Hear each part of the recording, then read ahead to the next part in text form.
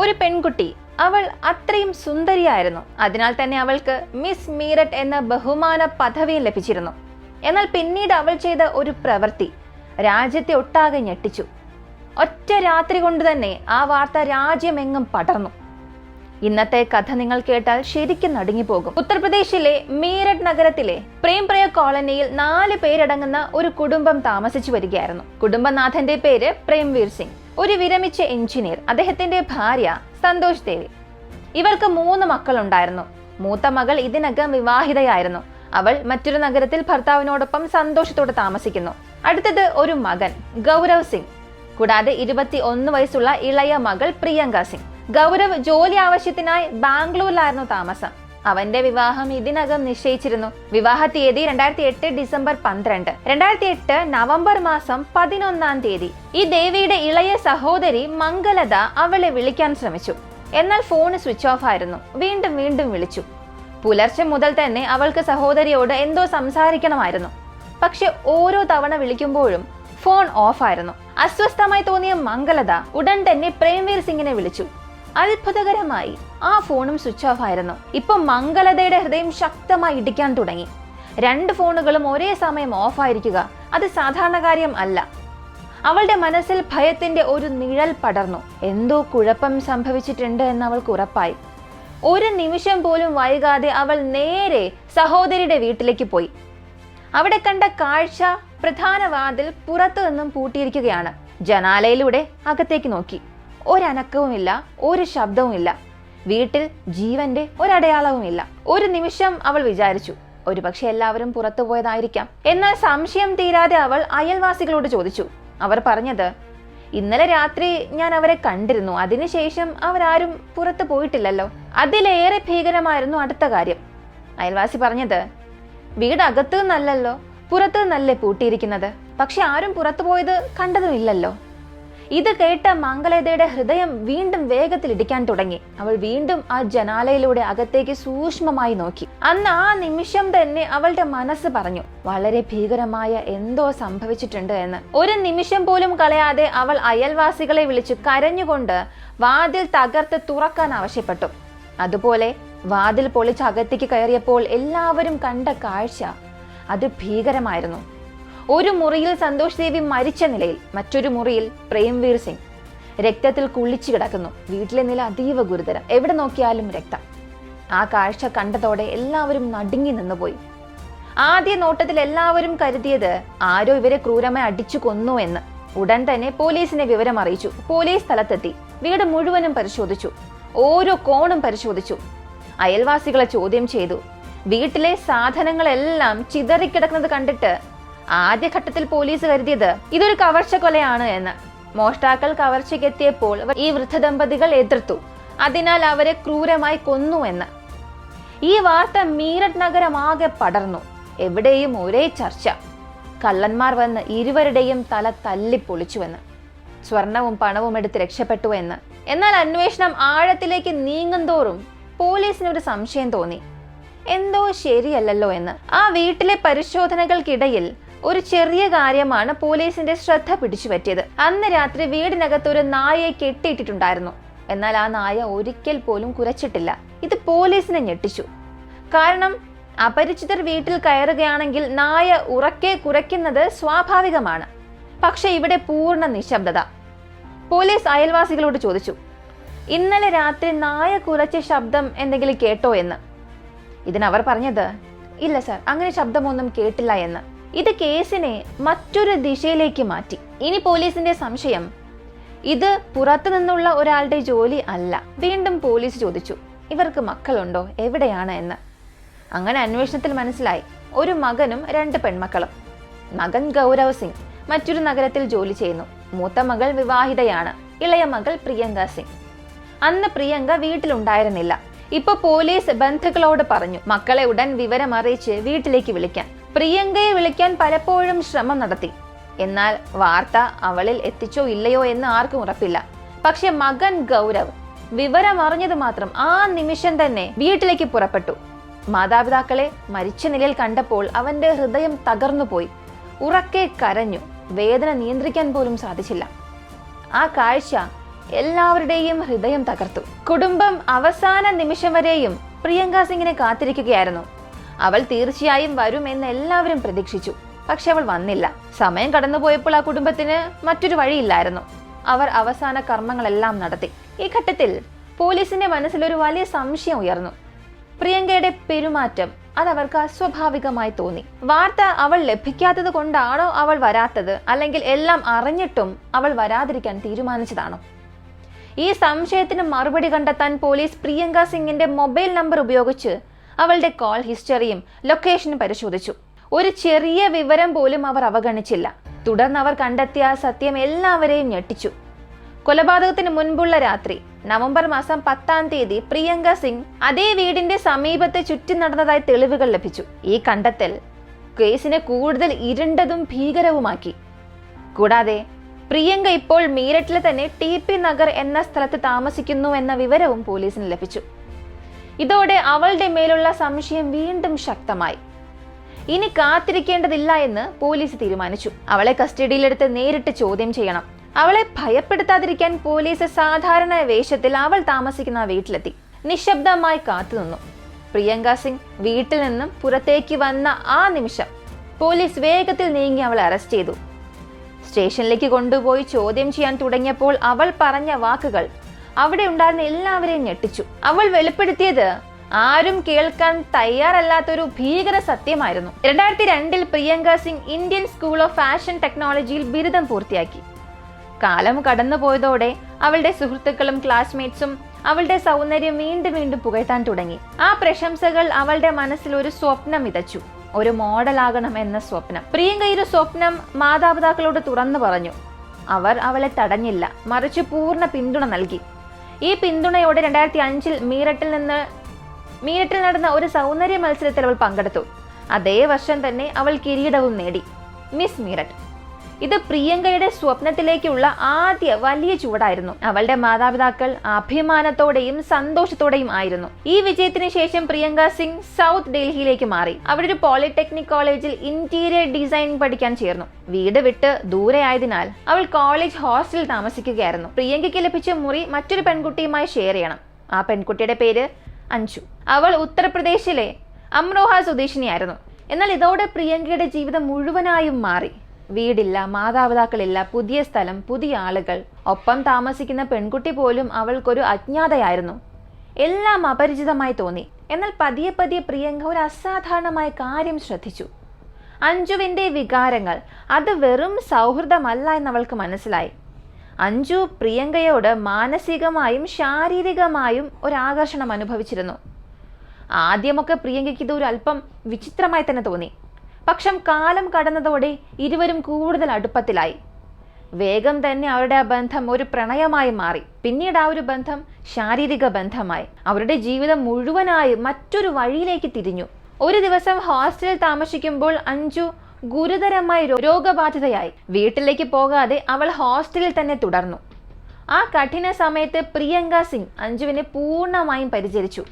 അവളുടെ അടുത്ത് തന്നെ നിന്നു, സഹായിച്ചു, എല്ലാവിധത്തിലും പിന്തുണ നൽകി. ഇരുവർക്കും നന്നായി തന്നെ അറിയാമായിരുന്നു അവരുടെ ഈ ഒരു ബന്ധം ഇന്ത്യൻ കൾച്ചറിൽ ഒരിക്കലും അംഗീകരിക്കില്ല എന്ന്. അതേസമയം മറ്റൊരു വലിയ പ്രശ്നം ഉണ്ടായിരുന്നു. ഇരുവരും പരസ്പരം വിട്ടുപോകാൻ തയ്യാറായിരുന്നില്ല. അവർ ഒരു ഭയത്തിന്റെയും പ്രണയത്തിന്റെയും ഇടയിൽ കുടുങ്ങിപ്പോയിരുന്നു. അതുകൊണ്ട് പ്രിയങ്കയും അഞ്ജുവും ഒരേ സമയം 2 ലോകങ്ങളിൽ ജീവിക്കാൻ തുടങ്ങി. ഒരു വശത്ത് ഇന്ത്യൻ സമൂഹത്തിന്റെ കർശനമായ നിയമങ്ങൾ, മറ്റൊരു വശത്ത് രഹസ്യ പ്രണയവും ഒളിപ്പിച്ച് സത്യങ്ങളും നിറഞ്ഞ അവരുടെ ആ ഒരു സ്വകാര്യ ജീവിതം. ഈ 2 ലോകങ്ങളിൽ ജീവിച്ചിരിക്കണമെങ്കിൽ വളരെ സൂക്ഷ്മത ആവശ്യമാണ് എന്ന് അവർക്ക് മനസ്സിലായി. അതിനാൽ വീണ്ടും വീണ്ടും ആലോചിച്ച ശേഷം ഇരുവരും ഒരു പദ്ധതി തയ്യാറാക്കി. അഞ്ജുവിന് ഒരു ഇളയ സഹോദരൻ ഉണ്ടായിരുന്നു, അജേന്ദ്ര സിംഗ്. ഒരു ദിവസം അഞ്ജുവിന്റെ മനസ്സിൽ ആ ആശയം പെട്ടെന്ന് വന്നു. അവൾ പ്രിയങ്ക സിംഗിനോട് പറഞ്ഞു, അജേന്ദ്രയോട് നീ കൂടുതൽ അടുത്തിടപഴകണം. അങ്ങനെ ചെയ്താൽ സമൂഹത്തിൽ നിന്നും നമ്മുടെ യഥാർത്ഥ ബന്ധം ഒളിപ്പിക്കാം എന്നിരുവരും കരുതി. ആ നിമിഷം മുതൽ ആ പദ്ധതി പ്രാവർത്തികമായി. അഞ്ജു വീട്ടിലേക്ക് ഫോൺ ചെയ്യുമ്പോഴെല്ലാം ഏതെങ്കിലും കാരണം പറഞ്ഞ് തൻ്റെ ഇളയ സഹോദരൻ അജേന്ദ്ര സിംഗിനെ പ്രിയങ്ക സിംഗിനോട് സംസാരിപ്പിക്കുമായിരുന്നു. പതിയെ പതിയെ സംസാരം ഒരു പതിവായി. കാലക്രമേണ അജേന്ദ്രയ്ക്ക് തന്നെ തോന്നി തുടങ്ങി, തന്റെ മൂത്ത സഹോദരിയുടെ സുഹൃത്തും റൂംമേറ്റുമായ പ്രിയങ്ക സിംഗ് തന്നോടൊരാകർഷണം കാണിക്കുന്നുവെന്ന് അജേന്ദ്രയ്ക്ക് ഇത് മനസ്സിലായ നിമിഷം അവൻ ഒരു നിമിഷം പോലും വൈകിയില്ല. ആ ബന്ധം വേഗത്തിൽ മുന്നോട്ട് നീങ്ങി. അല്പാൽപമായി പ്രിയങ്ക സിംഗിനും അജേന്ദ്ര സിംഗിനും ഇടയിൽ ഒരു പ്രണയബന്ധം വളർന്നു. എന്നാൽ യാഥാർത്ഥ്യം വളരെ വ്യത്യസ്തമായിരുന്നു. പ്രിയങ്ക സിംഗിന്റെ വശത്തു നിന്നും ഈ ഒരു ബന്ധം ഒരു ബുദ്ധിപൂർവമായ പദ്ധതിയായിരുന്നു. അവളുടെ യഥാർത്ഥ ലക്ഷ്യം ജീവിതം മുഴുവനും അഞ്ജുവിനൊപ്പം കഴിയുക എന്നതായിരുന്നു. എന്നാൽ അജേന്ദ്ര, അവൻ ഈ പ്രണയത്തെക്കുറിച്ച് വളരെ ഗൗരവവും സത്യസന്ധതയും ഉള്ളവനായിരുന്നു. അവൻ താൻ ഉപയോഗിക്കപ്പെടുകയാണ് എന്ന് ഒരിക്കലും അറിഞ്ഞിരുന്നില്ല. അവൻ മറ്റൊരാളുടെ കഥയിലെ ഒരു ചെറിയ കഥാപാത്രം മാത്രമായിരുന്നു. പിന്നീട് അജേന്ദ്ര തന്റെ മാതാപിതാക്കളോട് പ്രിയങ്ക സിംഗുമായുള്ള ബന്ധത്തെക്കുറിച്ച് പറഞ്ഞു. അതിനുശേഷം അവരുടെ വിവാഹം നടന്നു. അജേന്ദ്രയെ വിവാഹം കഴിച്ച ശേഷം പ്രിയങ്ക സിംഗ് അവന്റെ വീട്ടിൽ താമസിക്കാൻ തുടങ്ങി. അല്ലെങ്കിൽ കൃത്യമായി പറയണമെങ്കിൽ അവൾ എത്തിയത് അഞ്ജുവിന്റെ വീട്ടിലേക്കാണ്. എന്നാൽ ആദ്യ നിമിഷം മുതൽ തന്നെ അഞ്ജുവിനും പ്രിയങ്ക സിംഗിനും വലിയൊരു പ്രശ്നം ഉണ്ടായിരുന്നു. ഇരു കുടുംബങ്ങളും, രണ്ടു വശത്തുള്ള മാതാപിതാക്കളും ഈ വിവാഹത്തെ ശക്തമായി എതിർത്തിരുന്നു. ആദ്യ കാരണം വളരെ വ്യക്തമായിരുന്നു. അജേന്ദ്ര പ്രിയങ്ക സിംഗിനേക്കാൾ വളരെ ചെറുപ്പമായിരുന്നു. രണ്ടാമത്തെ കാരണം ഇതിലും ഗുരുതരമായിരുന്നു. അന്ന് അജേന്ദ്രയ്ക്ക് ഒരു വിധത്തിലുള്ള ജോലിയുമില്ലായിരുന്നു. ഇക്കാരണങ്ങളാൽ പ്രിയങ്ക സിംഗും അജേന്ദ്ര സിംഗും തമ്മിലുള്ള വിവാഹം സാധാരണമായൊരു പരമ്പരാഗത വിവാഹമായിരുന്നില്ല. അതൊരു രജിസ്റ്റർ മാരേജ് മാത്രമായിരുന്നു. അജേന്ദ്ര മിക്ക സമയവും വീട്ടിൽ നിന്നും പുറത്തായിരുന്നു. ഇത് അഞ്ജുവിനും പ്രിയങ്ക സിംഗിനും ഒരുമിച്ച് സമയം ചിലവഴിക്കാൻ വളരെ അവസരങ്ങൾ നൽകി. വിവാഹത്തിന് ശേഷം കുറച്ചുകാലം പ്രിയങ്ക സിംഗ് അജേന്ദ്രയും അഞ്ജുവും താമസിച്ചിരുന്ന ആ വീട്ടിൽ തന്നെ താമസിച്ചു. പക്ഷെ ഇത് ഇരു കുടുംബങ്ങൾക്കും ലഭിച്ച ആദ്യത്തെ ഒരു ഞെട്ടൽ മാത്രമായിരുന്നു. യഥാർത്ഥ ഷോക്ക് പിന്നെയായിരുന്നു. ഇരുവശത്തുമുള്ള മാതാപിതാക്കൾ ഒടുവിൽ അഞ്ജുവിന്റെയും പ്രിയങ്കയുടെയും യഥാർത്ഥ സ്വഭാവം കണ്ടെത്തി. അതോടൊപ്പം തന്നെ പ്രിയങ്കയും അജേന്ദ്രയും തമ്മിലുള്ള വിവാഹത്തിന്റെ പിന്നിലെ സത്യവും പുറത്തു വന്നു. ഇതറിഞ്ഞപ്പോൾ അവർക്ക് എത്രമാത്രം ദേഷ്യവും വഞ്ചനയുടെ വേദനയും തകർച്ചയും ഉണ്ടായിട്ടുണ്ടാകുമെന്ന് എളുപ്പത്തിൽ നമുക്ക് ഊഹിക്കാൻ കഴിയും. ഇപ്പോൾ അഞ്ജുവിനും പ്രിയങ്കയ്ക്കും മറ്റൊരു വഴിയില്ല. അവർ അമ്രോഹയിലെ അഞ്ജുവിന്റെ വീട്ടിൽ നിന്നും പുറത്തുപോയി ഡൽഹിയിൽ ഒരുമിച്ച് താമസിക്കാൻ തുടങ്ങി. പ്രിയങ്ക സിംഗിന്റെ പിതാവിന് ഇത് വലിയ ദേഷ്യത്തിന് കാരണമായി. അദ്ദേഹം വളരെ കടുത്ത ഒരു നടപടിയെടുത്തു. ഉടൻ തന്നെ അദ്ദേഹം തന്റെ മുഴുവൻ സ്വത്തും മകൻ ഗൗരവിന്റെ പേരിലേക്ക് മാറ്റി. അതുമാത്രമല്ല, ഒരു പത്രത്തിൽ അറിയിപ്പും പ്രസിദ്ധീകരിച്ചു. ആ അറിയിപ്പിൽ അദ്ദേഹം വ്യക്തമായി പറഞ്ഞിരുന്നു, താൻ മകളുമായുള്ള എല്ലാ ബന്ധങ്ങളും വിച്ഛേദിച്ചിരിക്കുകയാണ്. ആ ദിവസത്തിന് ശേഷം അവളുമായി തനിക്ക് യാതൊരു വിധത്തിലുള്ള ബന്ധവും ഇല്ല എന്ന് അദ്ദേഹം പ്രഖ്യാപിച്ചു. കുറച്ചുകാലം അഞ്ജുവും പ്രിയങ്കയും ഡൽഹിയിൽ തന്നെ ജീവിക്കാൻ തുടങ്ങി. പക്ഷെ പിന്നീട് അവരുടെ ആ ഒരു പ്രണയം പതിയെ പതിയെ മങ്ങാൻ തുടങ്ങി. സാമ്പത്തിക പ്രശ്നം എല്ലാ വശങ്ങളിൽ നിന്നും അവരെ ഞെരുക്കുകയായിരുന്നു. 2008 ഏപ്രിൽ മാസമായിരുന്നു അത്. വലിയ സാമ്പത്തിക പ്രതിസന്ധിയിൽ തകർന്ന അവസ്ഥയിൽ ഇരുവരും ഒരു വേദനാജനകമായ തീരുമാനമെടുത്തു. ആദ്യമായി ഫീസ് അടയ്ക്കാൻ പണമില്ലാത്തതിനാൽ അവർ തങ്ങളുടെ പഠനം നിർത്തി. അതിനുശേഷം ഇരുവരും പ്രിയങ്കയുടെ ജന്മനാടായ മീററ്റിലേക്ക് പോയി ടി.പി. നഗർ പ്രദേശത്ത് ഒരു വാടക വീട്ടിൽ താമസിക്കാൻ തുടങ്ങി. അതിനുശേഷമാണ് ആ നിർണായക ദിവസം വന്നത്. 2008 നവംബർ മാസം 10. ആ ദിവസം പ്രിയങ്ക സിംഗ് മീററ്റിലുള്ള തന്റെ മാതാപിതാക്കളുടെ വീട്ടിലേക്ക് പോയി. അവളുടെ ഉള്ളിൽ ഒരു ചെറിയ പ്രതീക്ഷ ബാക്കിയുണ്ടായിരുന്നു. ഒരു പക്ഷേ അച്ഛനും അമ്മയും തന്നോട് ക്ഷമിക്കുമോ, വീണ്ടും സ്വീകരിക്കുമോ, ഒരു പക്ഷേ ചെറുതായി എന്തെങ്കിലും പണം നൽകി സഹായിക്കുമോ എന്നൊക്കെ. സമയം ഇപ്പോൾ ഏകദേശം രാത്രി 8:30. വീടിനകത്ത് അന്ന് പ്രിയങ്കയുടെ അമ്മ സന്തോഷ് ദേവി മാത്രമേ ഉണ്ടായിരുന്നുള്ളൂ. വാതിൽ തുറന്നത് അവരായിരുന്നു. പ്രിയങ്കയെ കണ്ടപ്പോൾ അമ്മയ്ക്ക് സന്തോഷമോ ദേഷ്യമോ ഒന്നുമില്ല.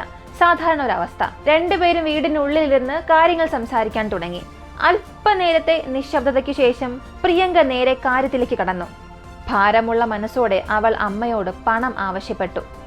ഇത് കേട്ടതോടെ സന്തോഷ് ദേവി അതിശക്തമായി ദേഷ്യപ്പെടാൻ തുടങ്ങി. അവർ വ്യക്തമായി പറഞ്ഞു, പ്രിയങ്കയുടെ അച്ഛൻ ഇതിനകം തന്നെ ഈ സ്വത്ത് അവളെ ഈ സ്വത്തിൽ നിന്നും സമ്പത്തിൽ നിന്നെല്ലാം പൂർണ്ണമായും വിട്ടുകളഞ്ഞു എന്ന്, എല്ലാ സ്വത്തും മകന്റെ പേരിൽ എഴുതി വെച്ചുവെന്ന്.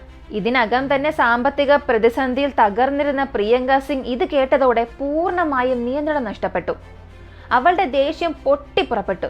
അമ്മയും മകളും തമ്മിൽ ഒരു ഭീകര വഴക്ക് ആരംഭിച്ചു. ആ കടുത്ത തർക്കത്തിനൊടുവിൽ പ്രിയങ്കയുടെ ദേഷ്യം എല്ലാ പരിധികളും കവിഞ്ഞു. കണ്ണിൽ ഇരുണ്ടു കയറിയ ദേഷ്യത്തിൽ അവൾ തന്റെ ഷോൾ ഉപയോഗിച്ച് സ്വന്തം അമ്മയായ ദേവിയെ കഴുത്ത് ഞെരിച്ചു കൊന്നു. കുറച്ച് നിമിഷങ്ങൾക്കുള്ളിൽ ദേവി മരിച്ചു. ഈ ഭീകരമായ പ്രവൃത്തിയിൽ പ്രിയങ്കയ്ക്ക് അഞ്ജുവിന്റെ പൂർണ്ണ പിന്തുണയുണ്ടായിരുന്നു. ഒരുപക്ഷെ ഈ ഒരു ദുരന്തം ഒരു കൊലപാതകത്തിൽ തീർന്നേനെ. പക്ഷേ വിധിക്ക് ഇതിലും ഇരുണ്ടൊരു പദ്ധതി ഉണ്ടായിരുന്നു. അഞ്ജുവും പ്രിയങ്കയും വീട് വിട്ട് പോകാൻ ഒരുങ്ങുന്ന സമയത്ത് തന്നെ ആ നിമിഷം പ്രിയങ്കയുടെ അച്ഛൻ ആ വീട്ടിലേക്ക് വരുന്നു. തന്റെ ഭാര്യ കിടപ്പുമുറിയുടെ നിലത്ത് മരിച്ചു കിടക്കുന്ന ആ നിമിഷം അദ്ദേഹം തകർന്നുപോയി. ഒരു നിമിഷം പോലും വൈകാതെ അഞ്ജുവും പ്രിയങ്കയും ആ വൃദ്ധനെയും ആക്രമിച്ചു. ഒരു ഭാരമേറിയ വസ്തു ഉപയോഗിച്ച് പ്രേംവീർ സിംഗിന്റെ തലയിൽ ശക്തമായി അടിച്ചു. അദ്ദേഹം നിലത്തേക്ക് വീണു. വളരെ കുറച്ച് സമയത്തിനുള്ളിൽ അദ്ദേഹവും ഭാര്യയെ പോലെ തന്നെ മരിച്ചു. ഇങ്ങനെ മാതാപിതാക്കളെ ക്രൂരമായി കൊലപ്പെടുത്തിയ ശേഷം പ്രിയങ്ക സിംഗ് തന്റെ പങ്കാളിയായ അഞ്ജുവിനൊപ്പം ഓടി രക്ഷപ്പെട്ടു. പോകുന്നതിന് മുൻപ് വീട്ടിൽ നിന്നും ഏകദേശം 6.5 ലക്ഷം രൂപ വില വരുന്ന വസ്തുക്കളും ഇരുവരും കവർന്നു.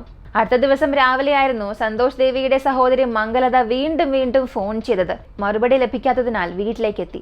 പിന്നീട് സംശയം തോന്നിയ അയൽവാസികളുമായി ചേർന്ന് വാതിൽ പൊളിച്ച് അകത്തേക്ക് കടന്നപ്പോഴായിരുന്നു ഈ ക്രൂര കൃത്യം പുറത്തറിയുന്നത്. അവസാനം അന്വേഷണത്തിനിടെ ഇരുവരും കുറ്റം സമ്മതിക്കുകയും ചെയ്തു. പക്ഷെ കേസ് കോടതിയിൽ മുന്നോട്ട് നീങ്ങുമ്പോൾ 2010 ഒരു വിചിത്രമായ സംഭവം നടന്നു. പ്രിയങ്ക സിംഗിന് ജാമ്യം ലഭിച്ചു. അവൾ ജയിൽ വിട്ട് പുറത്തേക്ക് വന്നു. പക്ഷെ അഞ്ജുവിന് ജാമ്യം ലഭിച്ചില്ല. പ്രിയങ്ക അഞ്ജുവിനെ ജാമ്യത്തിൽ വിട്ടയക്കാൻ വീണ്ടും ശ്രമിച്ചു. പക്ഷെ എല്ലാ ശ്രമങ്ങളും പരാജയപ്പെട്ടു. ഒടുവിൽ കോടതി അന്തിമ വിധി പ്രഖ്യാപിച്ചു. പ്രിയങ്ക സിംഗ്, അഞ്ജു ഇരുവരും കുറ്റക്കാരാണെന്ന് കോടതി കണ്ടെത്തി. ഇന്ന് ഇരുവരും പ്രിയങ്കയുടെ വൃദ്ധരായ മാതാപിതാക്കളെ ക്രൂരമായി കൊലപ്പെടുത്തിയതിന് ഒരേ ജയിലിൽ ജീവപര്യന്തം തടവ് അനുഭവിക്കുകയാണ്. മീററ്റിലെ ജനങ്ങളെ ഒന്നടങ്കം ഞെട്ടിപ്പിച്ച പ്രിയങ്ക സിംഗ് ഡബിൾ മർഡർ കേസാണിത്. ഈ കഥ നമ്മെ പഠിപ്പിക്കുന്നത് അനിയന്ത്രിതമായ ആഗ്രഹങ്ങളും കോപവും വഞ്ചനയും ഒടുവിൽ നാശത്തിലേക്കാണ് നയിക്കുക എന്നതാണ്. സ്വന്തം താല്പര്യങ്ങൾക്കായി മറ്റുള്ളവരുടെ വിശ്വാസം ഉപയോഗിക്കുകയും ബന്ധങ്ങളെ കള്ളത്തിന്റെയും വഞ്ചനയുടെയും മേൽ നിർമ്മിക്കുകയും ചെയ്താൽ അവയുടെ അവസാനം വേദനയും നാശവും മാത്രമായിരിക്കും. കുടുംബ ബന്ധങ്ങളിലെ വിവാദങ്ങളും അഭിപ്രായ വ്യത്യാസങ്ങളൊക്കെ ഉണ്ടാകുമ്പോൾ അവയെ സംസാരത്തിലൂടെയും സഹനത്തിലൂടെയും പരിഹരിക്കാനുള്ള പരിശ്രമം ഒരിക്കലും വിടരുത്. ഒരു നിമിഷത്തെ കണ്ണടഞ്ഞ കോപം അത് ജീവിതങ്ങൾ തകർക്കാനും മുഴുവൻ ജീവിതവും ജയിലിനുള്ളിൽ കഴിയേണ്ട അവസ്ഥയിലേക്കും നയിക്കാമെന്നത് ഈ കഥ നൽകുന്ന ഏറ്റവും വലിയ മുന്നറിയിപ്പാണ്. അതുകൊണ്ട് ദേഷ്യം നിയന്ത്രിക്കാനും സത്യം തിരഞ്ഞെടുക്കാനും മാനസിക പ്രശ്നങ്ങൾക്ക് ശരിയായ സഹായം തേടാനും തയ്യാറാകുന്നവരാണ് യഥാർത്ഥത്തിൽ സ്വന്തം ജീവിതം രക്ഷിക്കുന്നത്. ഈ ഒരു വീഡിയോയെക്കുറിച്ചുള്ള നിങ്ങളുടെ അഭിപ്രായം എന്താണെന്നുള്ളത് കമന്റിൽ പറയുക. ഇങ്ങനെയുള്ള വളരെ വ്യത്യസ്തമായ കേസുകളെക്കുറിച്ച് അറിയാൻ താല്പര്യമുണ്ടെങ്കിൽ നമ്മുടെ ചാനൽ ഇപ്പോൾ തന്നെ സബ്സ്ക്രൈബ് ചെയ്യാം. ഇതുവരെയും ഒരു ലൈക്ക് പോലും ചെയ്യാതെ കണ്ടുകൊണ്ടിരിക്കുന്നവരാണെങ്കിൽ ദയവ് ചെയ്ത് ഒരു ലൈക്ക് ചെയ്ത് സപ്പോർട്ട് ചെയ്യുക. നിങ്ങൾ നൽകുന്ന ലൈക്കും കമൻസും ഒക്കെ ഈ വീഡിയോ മറ്റൊരുപാട് പേരിലേക്ക് എത്തിക്കാനും നമ്മുടെ ചാനലിൻ്റെ വളർച്ചയ്ക്കും സഹായിക്കും. മറ്റൊരു വീഡിയോയുമായി വീണ്ടും കാണാം.